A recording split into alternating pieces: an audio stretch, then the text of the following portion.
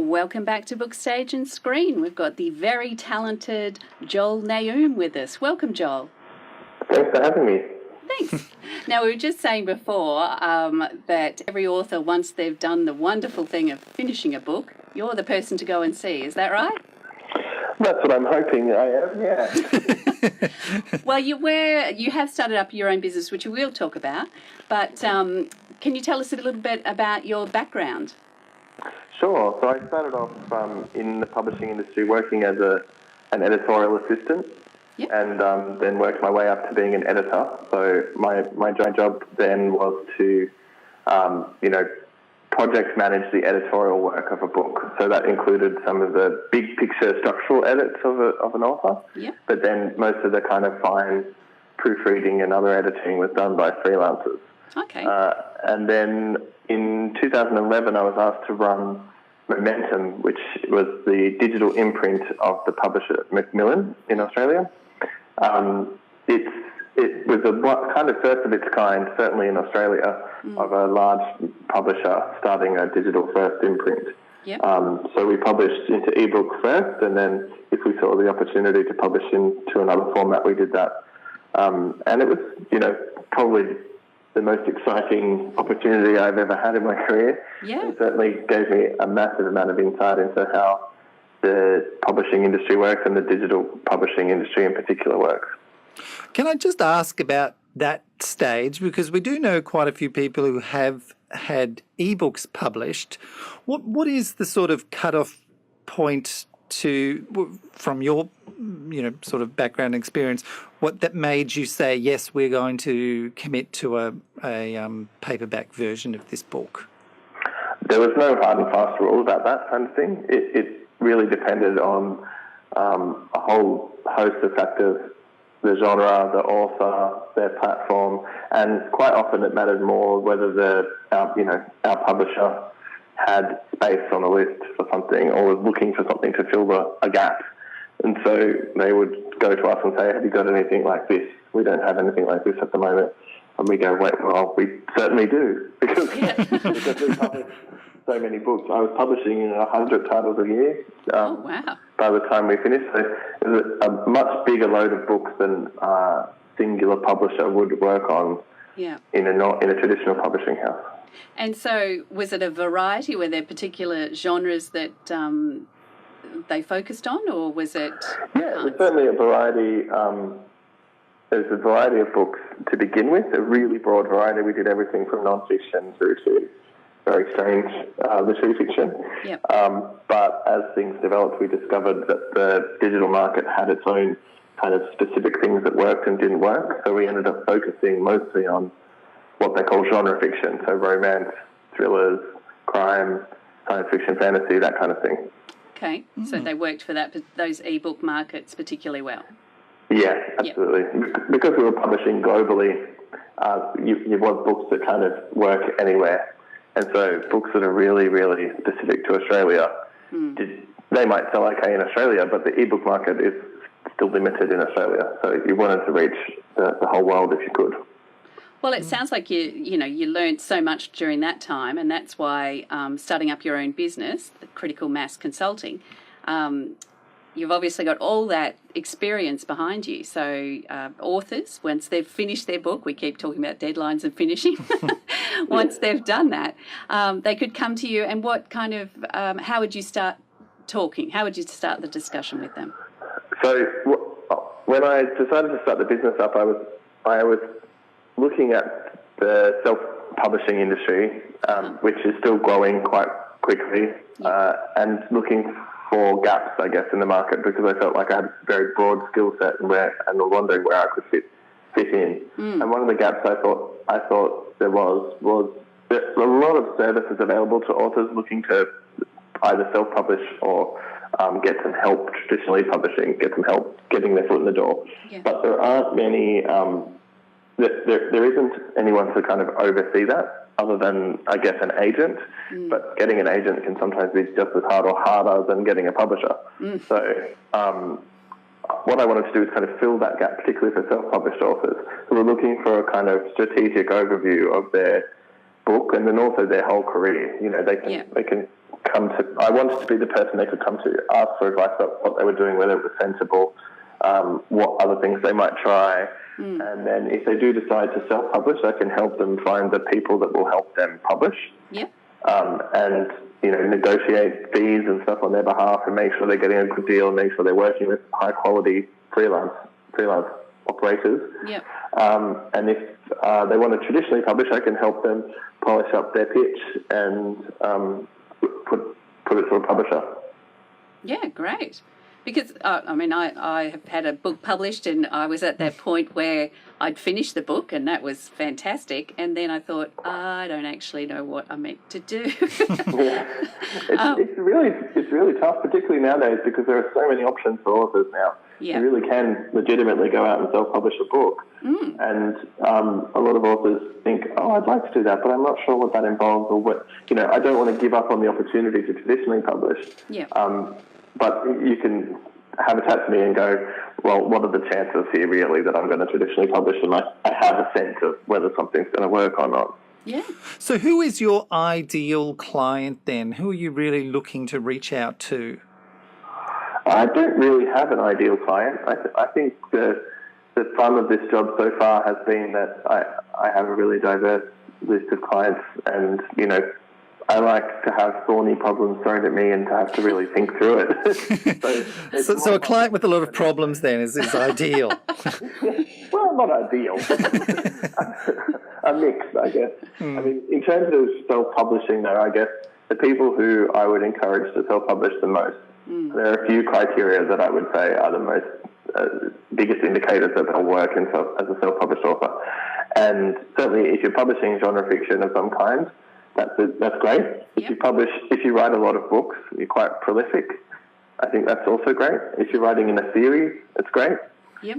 And if you're a self-starter who's willing to put work in different areas, not just writing, then I think self-publishing suits.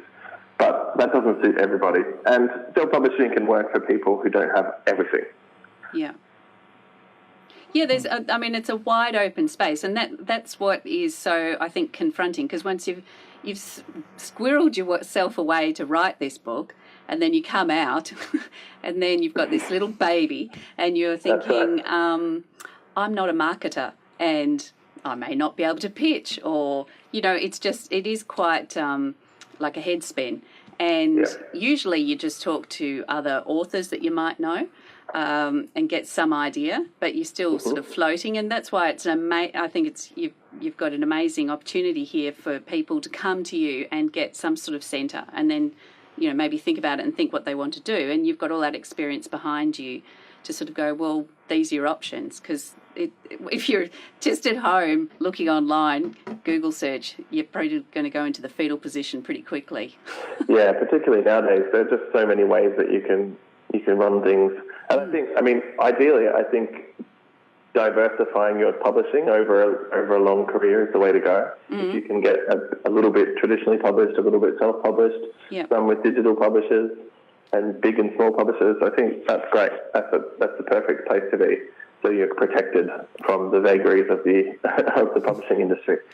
So if there is an author who has a book published, say self-published on Amazon at the moment, and they may have noticed that their sales have stagnated over the last 6 months, what would you say to them if they came to you and wanting advice on how to lift their sales and sort of get back on track? Well, firstly, I'd say it's not unusual. I think there are quite a lot of authors at the moment in that boat because of some of the things that Amazon has changed in their back end, particularly the introduction of Kindle Unlimited, which is not just in the last 6 months. So a lot of authors who previously were doing okay have suddenly discovered that the rug's being pulled out from under them. And to a certain extent, there's not really a way to ever magic that back into place unless Amazon changes their mind and starts doing things differently. Yeah. But I do think diversifying your publishing platforms is a great place to start. A lot of authors publish exclusively through Amazon, and I would say, although Amazon makes up to 60 to 70% of the market, you're still leaving quite a lot of money on the table potentially there by not trying to reach other ebook readers. So signing up to other platforms, signing up to other formats, trying to get your book out in print on demand if you don't already. You can look into audiobook publication as well, which is expensive, but is growing exponentially at the moment. Yeah. And then I'd look more specifically at the authors' social media, their website, some of the marketing things that they've done, and see whether or not there are any improvements that I could make or suggest to them to make to try and build up their profile a bit more. I think there are a lot of, very small tips and tricks that can help and also build up their, career a little bit more. And I think probably the biggest thing you can do is just keep publishing. If you've got a book that's out there that's stagnating and you're not working on the next book, or you're just hoping to make a success of the previous book, all books have a shelf life.